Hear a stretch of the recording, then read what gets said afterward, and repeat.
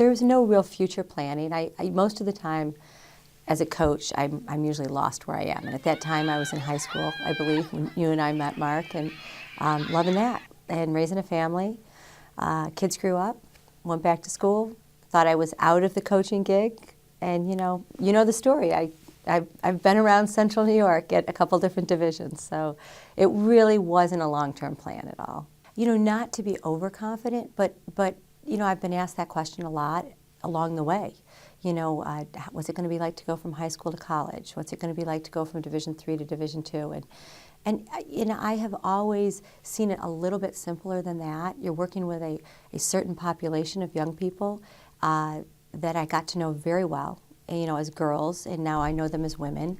And you know, it's a game that has evolved, but you know, I think that my coaching has also evolved, and with that comes just the next opportunity. Wherever I have been, I have been. When I was at high school, I never anticipated I would coach another place, and then that great opportunity came up for me to get into coaching down at Cortland, and I missed it. I missed a lot of aspects of the game, so that was a great fit. When I came back to Lemoyne, it was an opportunity to get closer to home. It seemed like a good fit at the time where my life was at, and so you ask, like, why now?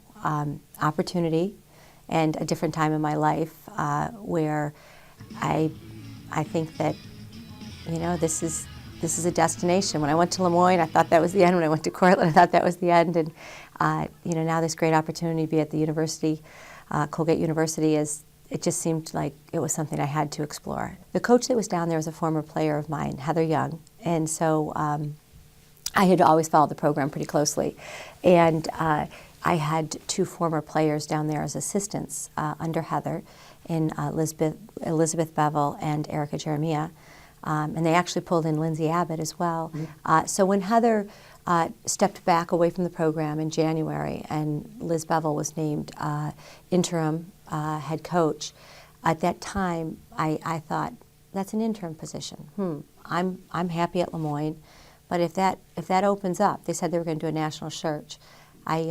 After I'm finished at Lemoyne, I would like to talk to them about that if it's still available. It feels like going home in a lot of ways, that I know this community really well. I know this campus really well. I grew up right around the corner in the summertime. I have a little lake house just 10 minutes from there, over the hill. It is kind of serendipity in some ways that I just had all these opportunities in this close range.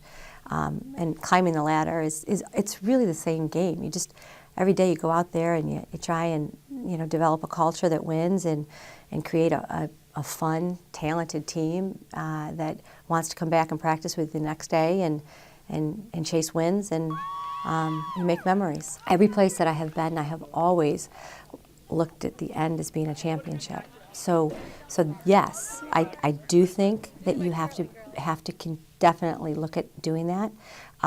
Is it a process? Yeah, it's going to be a little bit of a process. I think we just got to put a little bit more muscle and energy behind it, and I'm very excited about the climb. I love the climb. I love the climb. Gary gave me a quote. I shot him a text and I said, thanks so much for your kind words. But you know, hopefully we'll get them on our schedule. He knows I would like that. He's been always very gracious when I've been at other schools to play us in the fall and give us that opportunity. So I have a good understanding of what that looks like, and I'm very confident that with a little bit of time and the right people, we can chase it.